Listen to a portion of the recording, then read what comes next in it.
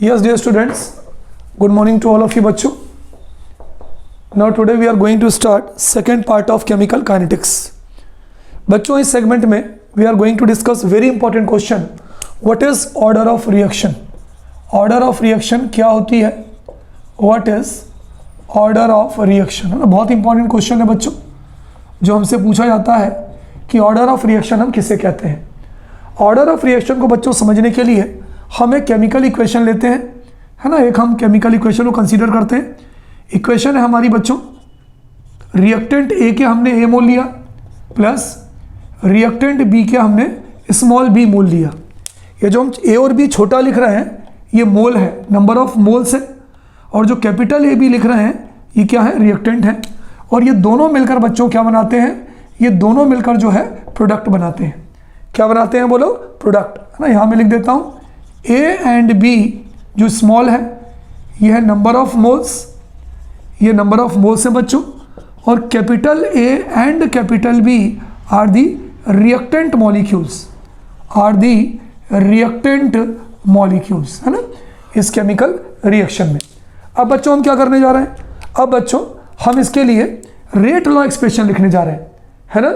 ये सबसे इंपॉर्टेंट चीज़ है, ये सबसे इंपॉर्टेंट चीज़ है, ये सबसे इंपॉर्टेंट चीज़ है कि हम इसके लिए रेट लॉ एक्सप्रेशन लिखने जा रहे हैं, है ना. तो हम इसके लिए क्या लिखने जा रहे हैं बच्चों, rate law expression.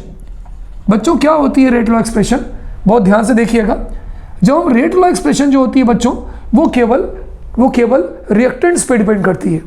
Rate law expression में जो रेट ऑफ रिएक्शन होती है, तो देखिए हम क्या लिख रहे हैं, हम लिख रहे हैं rate of reaction is directly proportional to the concentration, molar concentration of reactant molecules. एक ए है तो ये हो जाएगा कंसंट्रेशन ऑफ ए मॉलिक्यूल, और इसकी जो नंबर ऑफ मोल्स है बच्चों वो पावर में चढ़ जाते हैं. तो रिएक्टेंट ए है तो ए का ब्रैकेट, ये जो ब्रैकेट है बच्चों यहाँ मैं लिख देता हूँ, इस ब्रैकेट को हम क्या बोलते हैं, मोलार कंसंट्रेशन. क्या बोलते हैं बच्चों, इस ब्रैकेट को हम बोलते हैं मोलार कंसंट्रेशन. तो rate of reaction proportional to concentration of A, molar concentration of A raise to power A, number of mole. Plus की जगह बच्चों मल्टीप्लाई आ जाता है, तो ये मल्टीप्लाई आ गया, concentration of B raise to power B. तो क्या हो गया, rate of reaction proportional to concentration of A raise to power A, concentration of B raise to power B.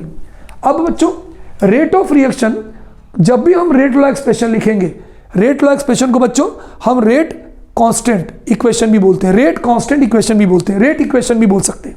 चलिए, तो रेट ऑफ रिएक्शन को बच्चों हम क्या लिखते हैं, minus d x by d t. क्या लिखते हैं बोलो, minus d x by d t is equal to, proportional हटाएंगे तो क्या आएगा, कांस्टेंट के कंसंट्रेशन ऑफ ए की power A, concentration of B की पावर बी. तिवारी सर यहाँ पर आपने माइनस क्यों लगाया, क्योंकि हम किसकी बात कर रहे हैं, रेट ऑफ रिएक्शन. अगर हम रेट लॉ एक्सप्रेशन में लिखते हैं तो ये सीधा सीधा रिएक्टेंट पे डिपेंड करती है.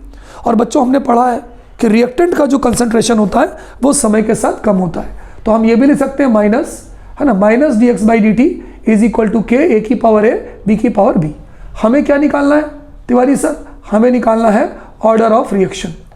ऑर्डर ऑफ रिएक्शन को हम काय से डिनोट करते हैं, एन. जहाँ भी बच्चों एन लिखा हो उसे हम ऑर्डर ऑफ रिएक्शन कहते हैं. अगर बच्चों रिएक्टेंट मॉलिक्यूल की पावर, इन पावर का टोटल यानी ए प्लस बी का टोटल, इनका टोटल एक आता है, तो हम ये बोलेंगे कि जो n की वैल्यू होगी वो 1 होगी. कब, जबकि a प्लस बी, इनकी जो पावर है a प्लस बी, इनका टोटल 1 आता है, तो हम ये बोलेंगे, सॉरी 0 आता है, तो हम ये बोलेंगे वो हमारी रिएक्शन कहलाएगी zero order reaction.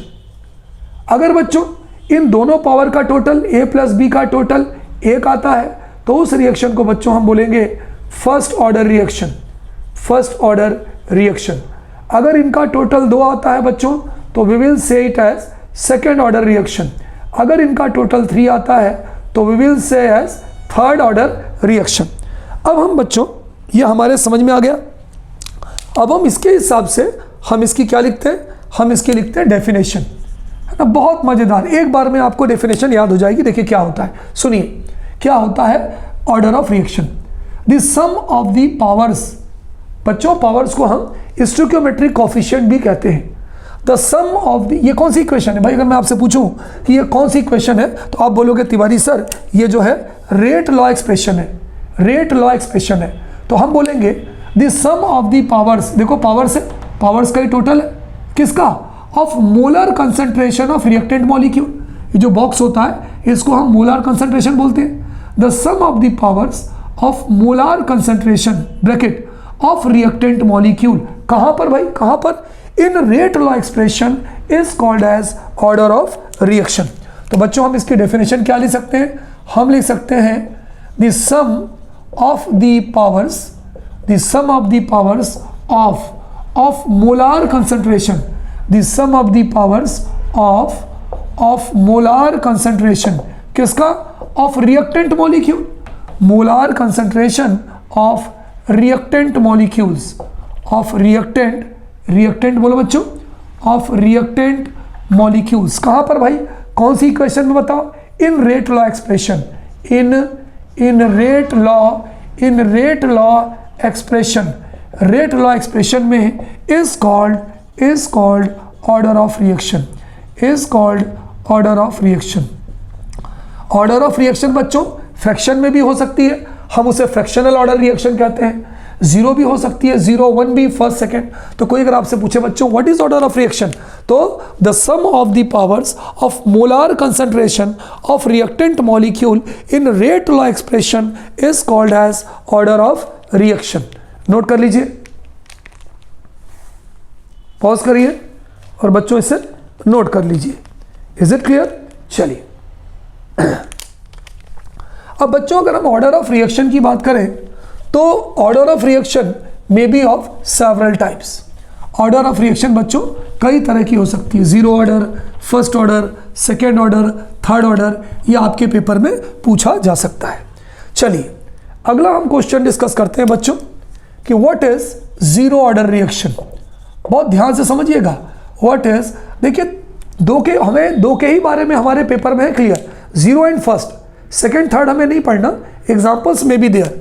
What is zero order reaction, भाई क्या होती है भाई जीरो ऑर्डर रिएक्शन, अगर हम इसकी बात करें तो बच्चों हम ये बोलते हैं कि वो रिएक्शन जिसमें रिएक्टेंट मॉलिक्यूल की मोलर कंसंट्रेशन की पावर का टोटल जीरो होता है, कह सकते हैं, या वो रिएक्शन जिसमें rate of reaction reactant molecule के मोलर कंसंट्रेशन पर डिपेंड नहीं करता। चलिए मैं आपको एग्जांपल बताता हूं, पहले एग्जांपल बताऊंगा तो चीज़ें क्लियर हो जाएंगी।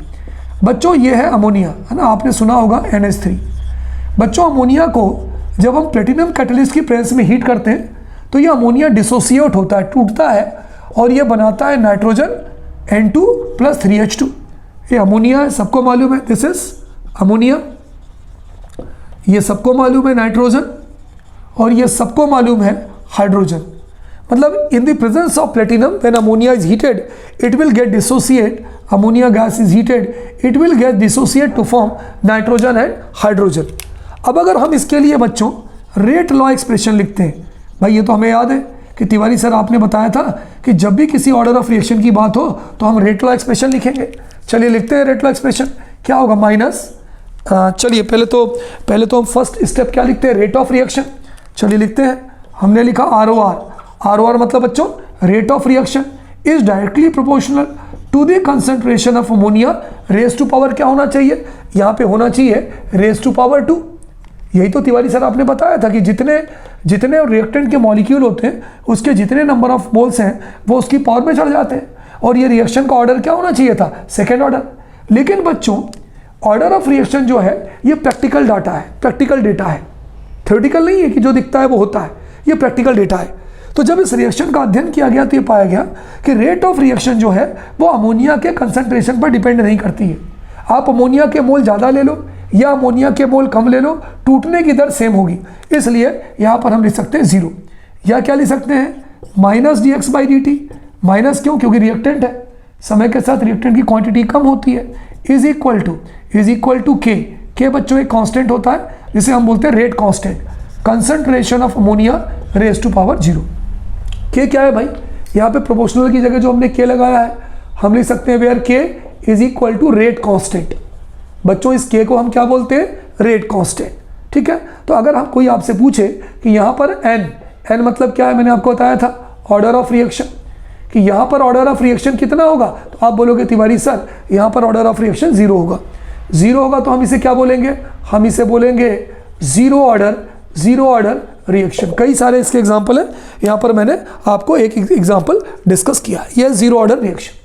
तो बच्चों अगर इसकी कोई डेफिनेशन पूछे तो हम क्या कह सकते हैं, हम ये कह सकते हैं दैट केमिकल रिएक्शन, वो केमिकल रिएक्शन, होना तो यहाँ दो चाहिए था, हो गया जीरो, क्योंकि ये प्रैक्टिकली प्रूफ किया गया है। तो that chemical reaction in which rate of reaction is independent on the concentration of reactant molecule, जो रिएक्टेंट मॉलिक्यूल के ब्रैकेट यानी कंसंट्रेशन पर डिपेंड नहीं करता, उस रिएक्शन को हम जीरो ऑर्डर रिएक्शन कहते हैं।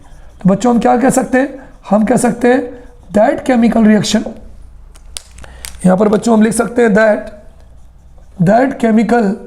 That chemical reaction in which, जिसके अंदर in which rate of reaction, ROR मतलब बच्चों rate of reaction is independent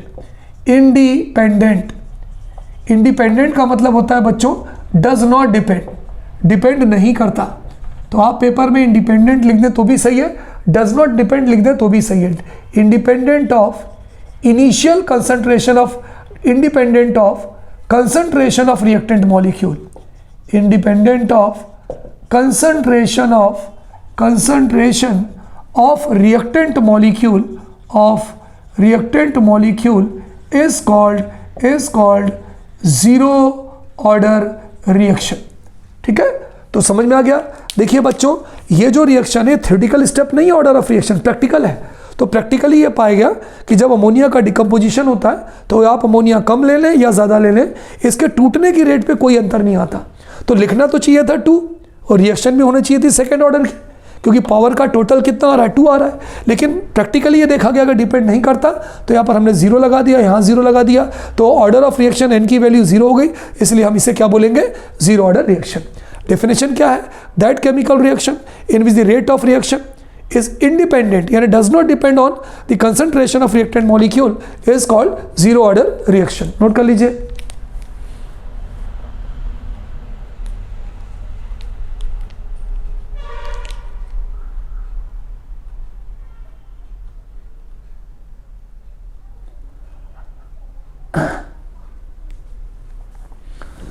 बच्चों कई लोग ये पूछते हैं कि सर इसके अलावा अगर कोई रिएक्शन हो तो बताइए। देखिए इसके अलावा और भी इसके एग्जाम्पल हैं। फॉर एग्जाम्पल 2HI, बच्चों का 2HI को हम गोल्ड की प्रेजेंस में हीट करते हैं तो it will decompose to form H2+I2। तो मान लीजिए कोई दूसरा एग्जाम्पल पूछे, कई सारे इसके एग्जाम्पल है। तो decomposition of hydrogen iodide in the presence of gold to give hydrogen and iodine.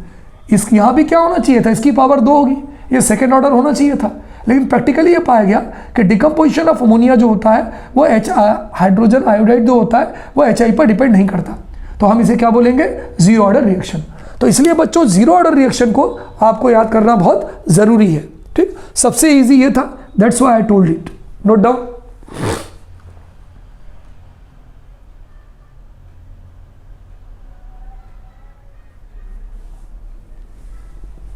चलिए आगे बढ़ते हैं बच्चों, अगला क्वेश्चन देखते हैं। बच्चों देखिए इनको इसलिए ज़रूरी है क्योंकि मैं अगले सेगमेंट में आपको इनके न्यूमेरिकल्स करवाऊंगा, तो न्यूमेरिकल्स के लिए सारे फार्मूले सब कुछ जरूरी हैं। ठीक है, अगला है बच्चों रेट लॉ एक्सप्रेशन, है ना। अगला आपका क्वेश्चन है कि डेराइव, समझिएगा बहुत इंपॉर्टेंट है, derive integrated rate law expression, rate law expression for zero order equation, for zero order reaction. बच्चों हमारा क्वेश्चन ये है कि Tiwari sir zero order reaction के लिए रेट लॉ एक्सप्रेशन को डिफाइन करो। चलो करते हैं भाई, बिल्कुल करते हैं। आंसर, कंसीडर इक्वेशन ऑफ कौन से ऑर्डर की भाई, हम जीरो ऑर्डर की बात कर रहे हैं। एक आपका रिएक्टेंट ए है, ये क्या बना रहा है, प्रोडक्ट बना रहा है। अब बच्चों अगर हम इस ऑर्डर को जीरो ऑर्डर मानते हैं तो क्या होगा, rate of reaction is directly proportional to concentration of A raise to power 0। भाई अभी तो मैंने आपको बताया कि जीरो ऑर्डर इक्वेशन क्या होती है, जिसमें रेट ऑफ रिएक्शन रिएक्टेंट के कंसंट्रेशन पे डिपेंड नहीं करता। तो क्या हो जाएगा रेट ऑफ रिएक्शन, तो हम ये लिख सकते हैं minus dx/dt is equal to k concentration of A की पावर 0 लिख सकते हैं भाई। बोलो भाई कोई problem, we can write it. कोई भी बच्चों चीज जिसकी पावर 0 होती है इज टेकन एज यूनिटी, तो तो हम लिख सकते हैं minus dx by dt is equal to k into 1, क्योंकि anything raise to power 0 is equal to 1, तो ये हट गया। अब क्या बचा बच्चों, अब यहाँ पे नेगेटिव साइन लगा है, बहुत ध्यान से सुनिएगा, बहुत ध्यान से देखिए। इनसे हम जो भी फार्मूले डिराइव करेंगे उसी पर बेस जो है न्यूमेरिकल्स हमारे पेपर में पूछे जाते हैं, इस बात का बहुत ध्यान दीजिएगा। अब देखिए यहाँ पर जो माइनस है बच्चों, it's purpose only to show that with the passage of time the concentration of reactant decreases, ये बताता है, क्योंकि हम इसके लिए रिएक्टेंट के लिए लगाते हैं। ये कौन सी इक्वेशन हम लिख रहे हैं, ये जो इक्वेशन मैं लिखने जा रहा हूँ, अगर कोई आपसे पूछे कि तिवारी सर ये कौन सी इक्वेशन है, तो तिवारी सर तो भाई ये बोलेंगे कि ये रेट लॉ एक्सप्रेशन है, ROR proportional to concentration of A raise to power 0। चलिए अब माइनस केवल ये बताता है कि रिएक्टेंट की क्वांटिटी कम हो रही है, बाकी इसका फिल्म में कोई रोल, बताइए भाई, बाकी इसका फिल्म में कोई भी रोल नहीं है। तो ये क्या हो जाएगा बच्चों, ये हो जाएगा dx by d t, x से ही है ध्यान रखिएगा, ये dx by d t is equal to k, या क्या हो जाएगा dx is equal to k into d t, equation number 1 है ना। dt को हम इधर ले गए तो dx is equal to d t, equation number 1। अब हम क्या करें बच्चों, इस इक्वेशन को दोनों तरफ इंटीग्रेट कर दें, on integrating equation 1 on both sides. बच्चों दोनों तरफ हम इक्वेशन को इंटीग्रेट कर दें, integration dx is equal to k integration dt।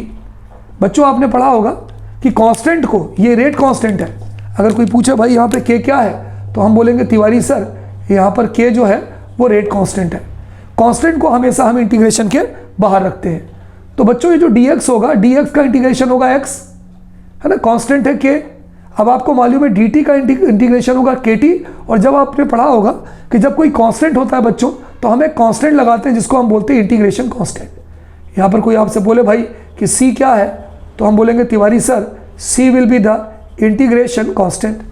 ठीक, अब देखिए इक्वेशन 2 में बच्चों अगर मैं आपसे बोलूँ कि t बराबर 0 होगा, इक्वेशन 2 में यदि मैं आपसे बोलूँ कि t बराबर 0 होगा, तो क्या बोलोगे कि तिवारी सर t मतलब टाइम, भाई t मतलब t किसको डिनोट करता है, t डिनोट करता है टाइम को, टाइम बराबर 0 है।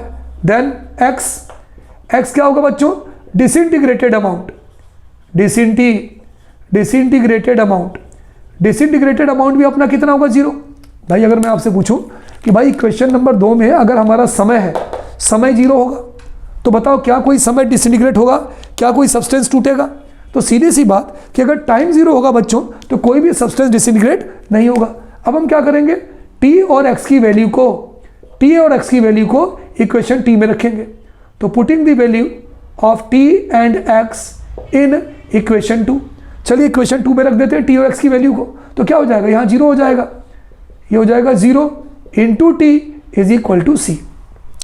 तो बच्चों आप मुझे बता दो यहाँ c की वैल्यू कितनी आ गई, यहाँ आ गई c की वैल्यू 0। अब इसके बाद की चीज़ हम यहाँ नीचे कर लेते हैं, c की वैल्यू 0 आ गई। अब c की वैल्यू को फिर से हम इक्वेशन 2 में रखें, है ना बच्चों, c की वैल्यू को चलिए फिर से इक्वेशन 2 में रखें।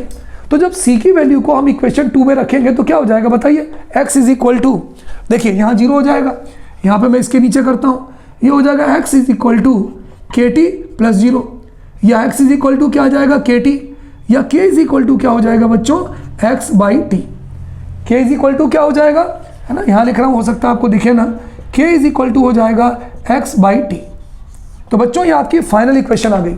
कोई अगर आपसे पूछे कि भाई जीरो ऑर्डर रिएक्शन के लिए रेट कांस्टेंट की इक्वेशन क्या होती है, यहाँ k क्या कहलाएगा, k कहलाएगा रेट कांस्टेंट, x क्या कहलाएगा, x कहलाएगा डिसइंटीग्रेटेड अमाउंट, t क्या कहलाएगा, टाइम कहलाएगा। तो ये फार्मूला आपको याद होना चाहिए।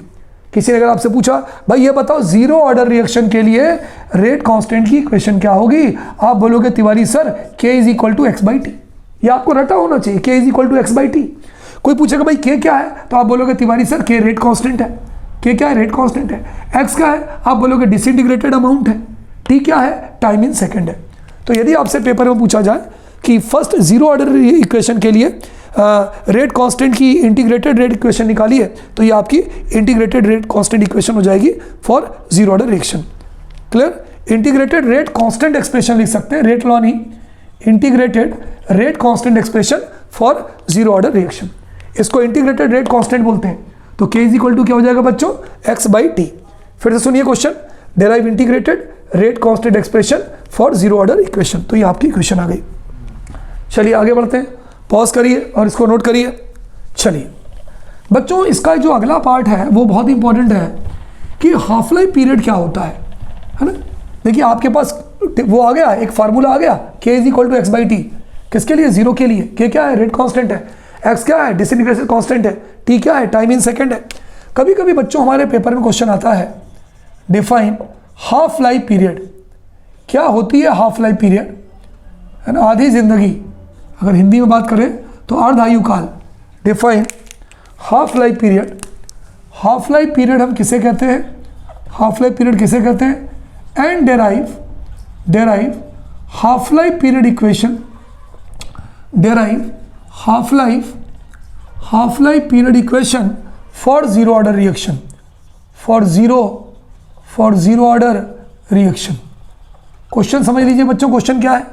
क्वेश्चन ये है कि हाफ लाइफ पीरियड हम किसे कहते हैं? क्वेश्चन नोट कर लीजिए बच्चों, हम हाफ लाइफ पीरियड किसे कहते हैं और जीरो ऑर्डर रिएक्शन के लिए हाफ लाइफ की इक्वेशन को डेराइव करिए। जीरो ऑर्डर रिएक्शन के लिए हाफ लाइफ पीरियड की इक्वेशन को डेराइव करिए। देखो बच्चों, हाफ लाइफ पीरियड क्या होता है?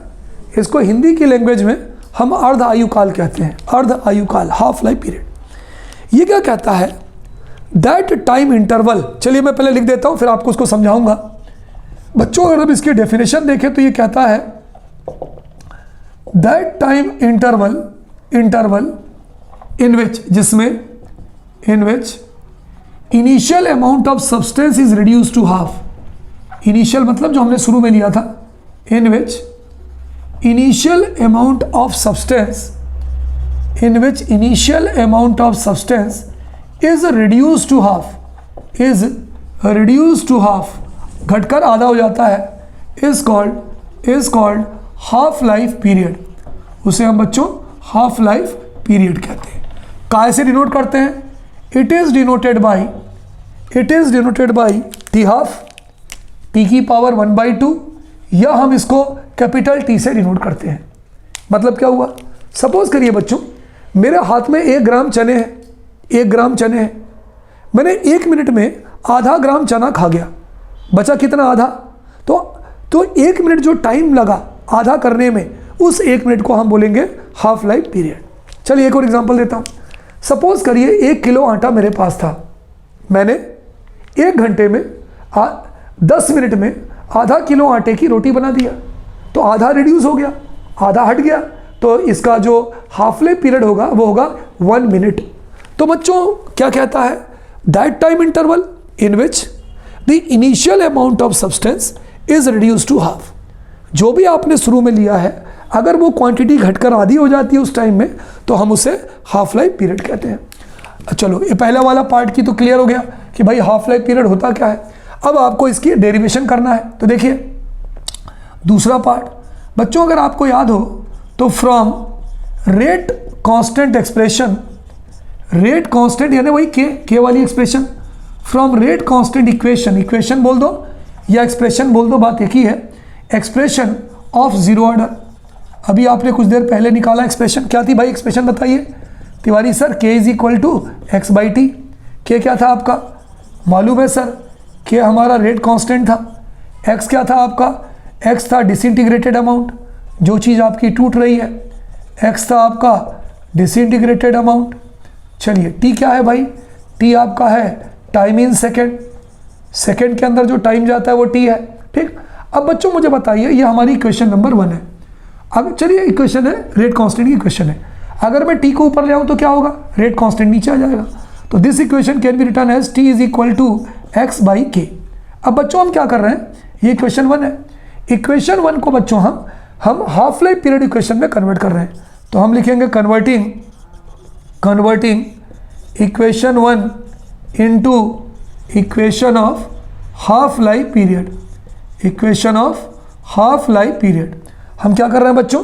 जो हमारी इक्वेशन 1 है, इस इक्वेशन को हम हाफ लाइफ पीरियड इक्वेशन में कन्वर्ट कर रहे हैं। जब कन्वर्ट करेंगे बच्चों, तो यहाँ पर जो तुम्हारा टाइम t है वो नॉर्मल टाइम है। ये जो तुम्हारा t है वो कौन सा टाइम है? यहाँ पे ये हमारा बच्चों नॉर्मल टाइम है। आपको काय में कन्वर्ट करना, हाफ लाइफ पीरियड में। चलिए हाफ लाइफ पीरियड को क्या लिखते हैं बोलो, टी की पावर हाफ। हमने इसको कन्वर्ट कर दिया हाफ लाइफ पीरियड में। अच्छा एक्स क्या है तुम्हारा बच्चों बोलो, डिसइंटीग्रेटेड अमाउंट है जो टूटता है, डिसइंटीग्रेटेड बोलो, डिसइंटीग्रेटेड अमाउंट है जो टूटता है। तो डिसइंटीग्रेटेड अमाउंट घटकर कितना हो जाता है, आधा। तो हम क्या लिखेंगे, x/2। अब बच्चों एक बात ध्यान रखिए, जब हम यहाँ पर x की वैल्यू लिखते हैं तो कायदे से हमें लिखना क्या चाहिए था, कायदे से हमें लिखना चाहिए था x/2, ये लिखना चाहिए था x/2। लेकिन हम क्या करते हैं बच्चों, x/2 ना लिखकर हम ये लिखते हैं a/2। ये ध्यान रखिएगा, बहुत बहुत इंपॉर्टेंट चीज़ है जो आपको ध्यान में रखना है। हम यहाँ पे लिख देते हैं a/2। फिर से देखिए, t जो आपका नॉर्मल टाइम था वो हाफ लाइफ पीरियड में कन्वर्ट हो गया t हाफ, और जो x था जिसको हमने डिसइंटीग्रेटेड अमाउंट बोला था वो रिड्यूस होकर क्या हो गया a/2। a/2 का मतलब होता है बच्चों रिड्यूस टू हाफ, घटकर आधा हो गया। अब t और x की वैल्यू को हम इक्वेशन 1 में रख दें, तो t एंड x इन बोलो इक्वेशन 1। तो t की जगह पे क्या हो जाएगा बच्चों, ये हो जाएगा t की पावर 1/2, x की जगह पर क्या हो जाएगा a/2 और ये हो जाएगा k। फिर से देखिए, इस वाले t की जगह पे आ गया t हाफ, ये हो गया t हाफ, x की जगह पे क्या आ गया a/2। ये ध्यान रखिए, आधा होने का मतलब x/2 नहीं लिखते, हम a/2 लिखते हैं। तो ये होगा हमारा जो फार्मूला है बच्चों, हमारा फार्मूला क्या बन गया, t half is equal to a/2k। What is this, this is half life period equation of zero order.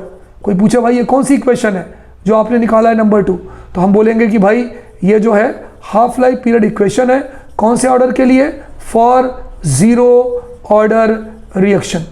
इसका मतलब बच्चों दो बातें बहुत साफ हो गई। कोई अगर आपसे पूछे कि हाफ लाइफ पीरियड क्या होता है, तो वो समय जिसमें किसी भी सब्सटेंस का जो अमाउंट है वो घटकर आधा हो जाता है। Initial amount of substance is reduce to half, is called as half life period. Formula k is equal to x/t, t is equal to x/k। Time अगर हाफ लाइफ पीरियड हो जाएगा, सब्सटेंस रिड्यूस टू हाफ। एक confusion है sir x/2 होना चाहिए, लेकिन हम x को a/2 लिखते हैं, इसकी वैल्यू को यहाँ उठा के रख दिया, t half is equal to a/2k। तो आपको दो आपके फार्मूले आपको मिल गए। जीरो ऑर्डर के लिए रेट कांस्टेंट की इक्वेशन क्या होगी, k is equal to x/t। Zero order के लिए हाफ लाइफ पीरियड की इक्वेशन क्या होगी, तो t half is equal to a/2k। कोई दिक्कत, चलिए आगे बढ़ते हैं बच्चों। अगला जो हमारा जो ऑर्डर है वो है फर्स्ट ऑर्डर इक्वेशन। अगली इक्वेशन कौन सी है बच्चों हमारी, अगली जो हमारी इक्वेशन है वो है फर्स्ट ऑर्डर रिएक्शन, है ना। तो बच्चों कभी कभी हमारे पेपर में क्वेश्चन आता है what is first order reaction. बहुत इंपॉर्टेंट क्वेश्चन है बच्चों, कई बार पेपर में पूछा गया है what is first order reaction, क्या होती है फर्स्ट ऑर्डर रिएक्शन। और बहुत सारे इसके एग्जाम्पल्स हैं, इन्होंने इसके एग्जाम्पल भी पूछे। वही वाली चीज़, वो केमिकल रिएक्शन जिसमें रिएक्टेंट की मोलर कंसंट्रेशन की पावर का टोटल 1 होगा, है ना, उसे हम फर्स्ट ऑर्डर रिएक्शन बोलेंगे। तो बच्चों हम इसका आंसर लिख सकते हैं, देखिएगा मैं आपको एग्जांपल बताऊंगा। दैट रिएक्शन, वो रिएक्शन जिसमें इन विच यानी जिसमें the sum of the powers, the sum of the power of reactant molecule of molar concentration, the sum of the power of molar concentration of reactant molecule, reactant के molecule की is 1, एक होती है, उसे हम क्या बोलेंगे बच्चों, is called first order reaction. उसे हम क्या बोलेंगे बच्चों, is called first order reaction. चलिए भाई एग्जांपल बताता हूँ। डिकम्पोजिशन ऑफ अमोनियम नाइट्रेट, बहुत सारे एग्जांपल है बच्चों, मैं आपको एक सिंपल सा एग्जांपल बताता हूँ। Decomposition of ammonium nitrate.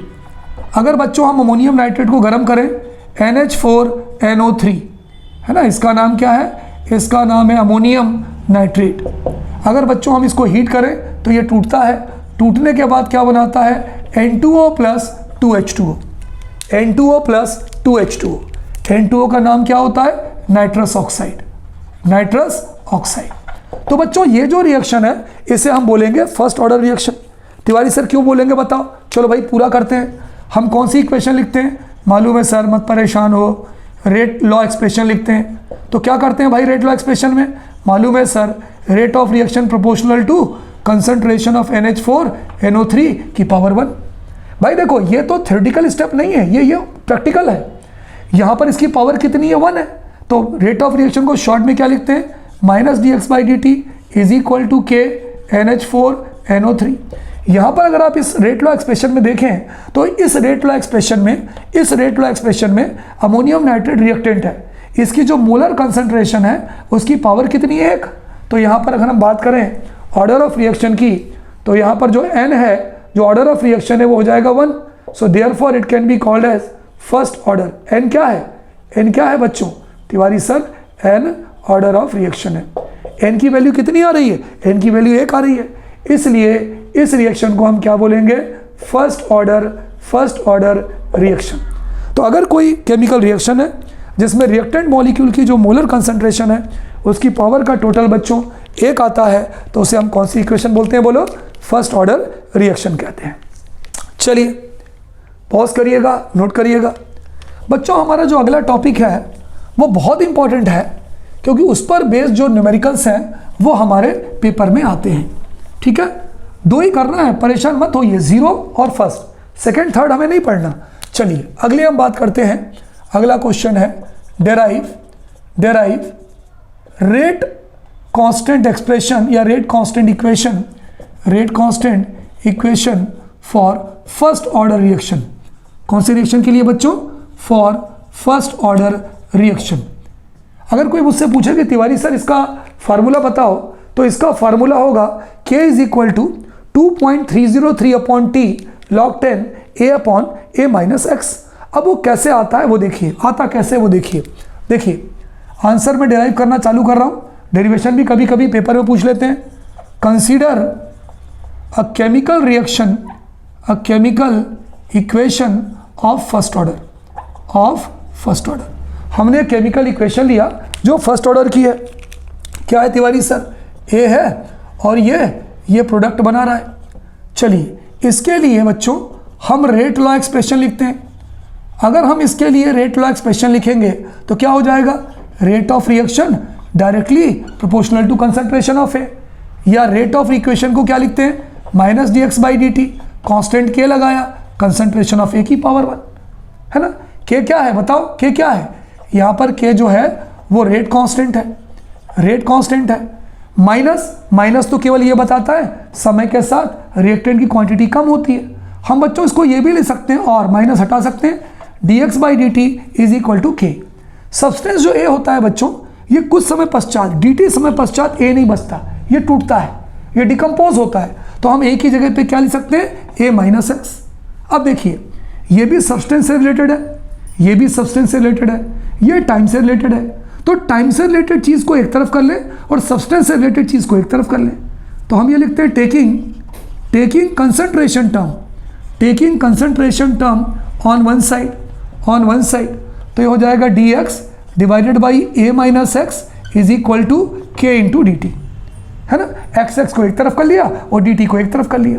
अब हम क्या करते हैं बच्चों, इक्वेशन 1 को दोनों तरफ इंटीग्रेट करते हैं, तो हो जाएगा इंटीग्रेशन dx a-x, कांस्टेंट को इंटीग्रेशन के बाहर रखते हैं, k इंटीग्रेशन dt। बच्चों जब हम इस इंटीग्रेशन को सॉल्व करते हैं, देखिए dx के करस्पॉन्ड में थोड़ा मैथमेटिक्स का फंडा है, a-x को अगर अपन सॉल्व करेंगे तो a-x जब नीचे से ऊपर जाएगा, तो ये हो जाएगा माइनस a-x, ठीक है। और इंटीग्रेशन को जब सॉल्व करेंगे तो ये आएगा log to the base e। तो जब हम इसको सॉल्व करेंगे बच्चों dx a-x को, तो हो जाएगा minus log to the base e a-x। ये तो आपको मालूम ही है kt, और जब कांस्टेंट कोई होता है तो वहाँ पे एक आ जाता है c। ये हो गया इक्वेशन 2। c क्या है भाई, यहाँ पे c है इंटीग्रेटेड कांस्टेंट, है ना, रेट इंटीग्रेशन कांस्टेंट। c को क्या बोलते हैं, इंटीग्रेशन कांस्टेंट। अब क्या होता है बच्चों, इस फार्मूले में इफ, यदि हम माने इफ t मतलब आपका टाइम, ये हो गया 0, तो आपका जो डिसइंटीग्रेटेड अमाउंट होगा x किसे बोलते हैं बच्चों, x हम इसे बोलते हैं डिसइंटीग्रेटेड अमाउंट। हमारा डिसइंटीग्रेटेड अमाउंट भी कितना हो जाएगा बोलो, 0।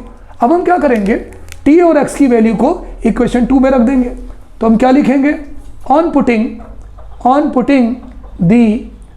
Putting the value of t and x in equation 2, बोलो क्या हो जाएगा, माइनस log e a, क्योंकि x की वैल्यू तो 0 हो गई आपकी, यहाँ की वैल्यू 0 हो गई, तो केवल यही बचा, is equal to k into 0, है ना। चलो लिख लो, इसको लिख लो, एक स्टेप और बढ़ जाएगा, क्या हुआ, a माइनस 0, x की value 0 is equal to k into 0 plus C, तो क्या हो गया बोलो, minus log e a is equal to k हट गया is equal to C.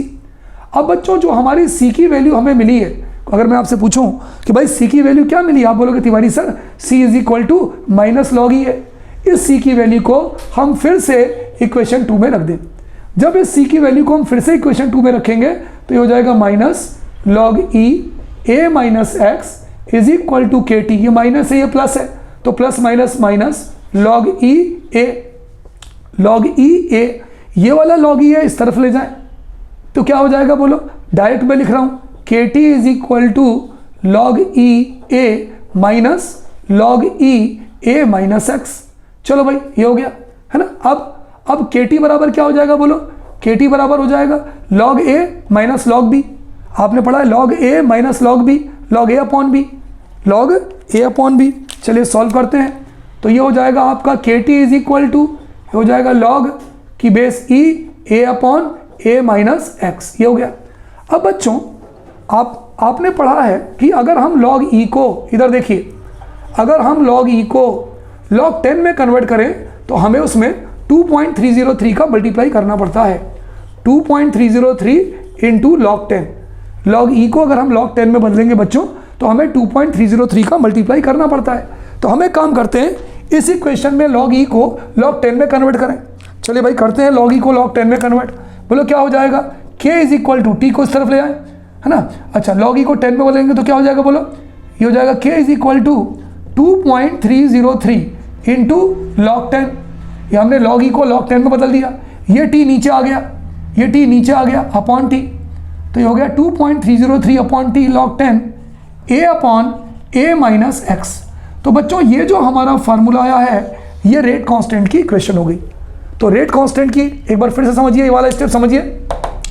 log e को हमने log 10 में कन्वर्ट किया तो 2.303 का मल्टीप्लाई हो गया, तो k is equal to 2.303 upon into log 10, और ये t नीचे चला गया। ये जो हमारा k है बच्चों ये क्या है बोलो, ये है रेट कांस्टेंट। तो यदि आपके पेपर में क्वेश्चन पूछा जाए कि what will be the rate constant equation of first order equation, तो बच्चों हम ये बोलेंगे कि हमारी रेट कांस्टेंट इक्वेशन जो होगी k is equal to 2.303 upon t log 10 a upon a minus x. ठीक है, चलिए नोट कर लीजिए इसको पॉज करके। अब बच्चों हमारा लास्ट टॉपिक है हाफ लाइफ पीरियड, है ना। ये हाफ लाइफ पीरियड के बताने के बाद ये हमारा पूरा फ्रैक्शन कंप्लीट हो जाएगा, है ना। पॉज करके नोट कर लीजिएगा। अब बच्चों देखो मैंने हाफ लाइफ पीरियड तो आपको जीरो ऑर्डर में पढ़ा दिया था कि भाई क्या होता है हाफ लाइफ पीरियड। कोई बच्चा मुझे बताएगा भाई, तिवारी सर मालूम है that time interval in which the initial amount of substance is reduce to half, उसे हम हाफ लाइफ पीरियड बोलते हैं। ठीक, तो डेफिनेशन तो सेम रहेगी, केवल आपका डेरिवेशन बदल जाएगा। तो क्वेश्चन कैसे आता है भाई, बहुत इंपॉर्टेंट, 100% इंपॉर्टेंट डेरिवेशन, 100%। दो तरह से पेपर में आता है, derive half life period equation, बहुत इंपॉर्टेंट है बच्चों, 100%। Half life derive half life period equation of first order reaction, derive half life period equation of first order reaction. First order reaction के लिए हाफ लाइफ पीरियड की equation को derive करो, या तो ऐसा आता है या बच्चों हमारे पेपर में ये पूछा जाता है प्रूव दैट। हमारे पेपर में बच्चों ये इस तरह से भी आता है कि सिद्ध कीजिए कि, प्रूव दैट, ये ज़्यादा आता है पेपर में, सेकंड वाला, prove that half life period of first order reaction, half life period of first order reaction, half life period of, हाँ बोलो, period of first order reaction is independent of, is independent, independent समझते हो, depend नहीं करता, is independent of initial concentration of reactant molecule. बहुत बड़ा question है बच्चों, कई बार पेपर में आया है, initial concentration of reactant molecule. ये हमें प्रूव करना है कि prove that half life period of first order reaction is independent of initial concentration of reactant molecule. चलो भाई सॉल्व करना शुरू करते हैं। मैंने अभी आपको पढ़ाया था बच्चों, फ्रॉम रेट कांस्टेंट यानी के इक्वेशन ऑफ फर्स्ट ऑर्डर। भाई अभी कुछ देर पहले हमने फर्स्ट ऑर्डर की रेट कांस्टेंट इक्वेशन को डिराइव किया था। क्या किया था भाई, मालूम है sir, k is equal to 2.303 upon T log की base 10 a upon a minus X. यही तो किया था, यही तो किया था, ठीक है। अच्छा देखो 10 लॉग की बेस है, अब हम क्या कर सकते हैं, सुनिए, t को ऊपर ले जाए, k नीचे आ जाएगा, तो t is equal to 2.303 upon k, ये हो जाएगा log 10 a upon a minus x, equation 1। भाई ये फर्स्ट ऑर्डर की रेट कांस्टेंट इक्वेशन है। अब हम क्या कर सकते हैं बच्चों, इक्वेशन 1 को हाफ लाइफ पीरियड इक्वेशन में कन्वर्ट करें, तो हम लिख सकते हैं converting equation 1 into equation of half life period, into equation of half life period. तो क्या होगा बच्चों, ये जो तुम्हारा टाइम है जिसको हम बोलते हैं नॉर्मल टाइम, ये तुम्हारा नॉर्मल टाइम क्या हो जाएगा, टी हाफ, और जो x है तुम्हारा, जो डिसइंटीग्रेटेड अमाउंट है, मैंने जीरो में भी बताया था, होना तो चाहिए x/2, लेकिन तिवारी सर इसको x नहीं लिखते हैं, इसको हम लिखते हैं a/2। चलो भाई ये दोनों वैल्यू हम इक्वेशन 1 में रख देते हैं जी। चलिए देखते हैं क्या हो जाएगा, बोलो t की वैल्यू का रख दो, तो t की जगह पे क्या आ जाएगा, t की power half is equal to 2.303 upon k into क्या आ जाएगा, log 10 इंटू क्या आ जाएगा, इंटू क्या आ जाएगा, log 10, है ना, log 10 ये आ जाएगा a upon a minus x की वैल्यू क्या रख दी है हमने, a/2, x की वैल्यू क्या रख दी है, a/2, तो x की वैल्यू हो जाएगी a/2। अब एलसीएम निकालने, एलसीएम निकालेंगे तो क्या होगा, टी हाफ 2.303 अपॉन के, है ना, इंटू ये हो जाएगा log 10 a अपॉन a/2। तो a से a क्या होगा बच्चों बताओ, a से a क्या होगा, a से a अपना कैंसिल हो जाएगा, a से a कैंसिल हो जाएगा। अगर a से a कैंसिल हो जाएगा तो क्या होगा, टी हाफ 2.303 अपॉन के, ये हो जाएगा log की बेस 10 यानी log 2, क्या हो जाएगा बच्चों, log 2 हो जाएगा। अब हम log 2 की वैल्यू को अगर देखें तो बच्चों log 2 की वैल्यू क्या होती है, कोई बताएगा मुझे, 0.3010 log 2 की वैल्यू होती है। चलिए हम वैल्यू पुटअप कर देते हैं, तो t half is equal to 2.303 upon k into 0.3010, ये log 2 की वैल्यू होती है। और जब बच्चों हम दोनों को मल्टीप्लाई करेंगे, देखिए ये बिल्कुल रटा होता है लोगों को, क्योंकि उन्हें मालूम है भाई ये पेपर में तो क्वेश्चन आना ही है कि prove that half life period of first order reaction is independent या does not depend on initial concentration of reactant. तो क्या हो गया, ये हो गया T half is equal to 0.693 upon K. बच्चों हमारे पेपर में न्यूमेरिकल आता है। अब आप इस इक्वेशन को ध्यान से देखिए, जीरो ऑर्डर में आपने क्या देखा था कि t half is equal to a/2 k, देखो कंसंट्रेशन आया है, मात्रा आई है, लेकिन फर्स्ट ऑर्डर में तो न तो a आ रहा है न तो x आ रहा है, सब्सटेंस से रिलेटेड कोई भी चीज नहीं आ रही है। तो आप क्या लिखेंगे, from this equation that is equation 2, it is clear that half life period of first order reaction is independent of initial concentration of reactant. यहाँ पर कहीं भी a नहीं है। मैं 1 केला लाया, हाफ लाइफ पीरियड बाद बचेगा आधा, 1 किलोग्राम आटा है, हाफ लाइफ पीरियड बाद बचेगा 50 मतलब हाफ किलोग्राम। तो हाफ लाइफ पीरियड अगर फर्स्ट ऑर्डर किए बच्चों तो it will not depend on the concentration of reactant molecule. तो प्यारे बच्चों आज मैंने जो ये आपको 4 फार्मूले बताए, पहला जीरो ऑर्डर का k is equal to x/t और t half is equal to a/2 k, दूसरे फर्स्ट ऑर्डर के 2 फार्मूले बताए, k is equal to 2.303 upon T log 10 a upon a minus x, और दूसरा ये बताया t half is equal to 0.693 upon k। तो किस तरह से इस पर बेस्ड न्यूमेरिकल्स पेपर में हमारे आ सकते हैं बच्चों, that will see in our next segment. पढ़ते रहिएगा। ओके, गुड बाय बच्चों।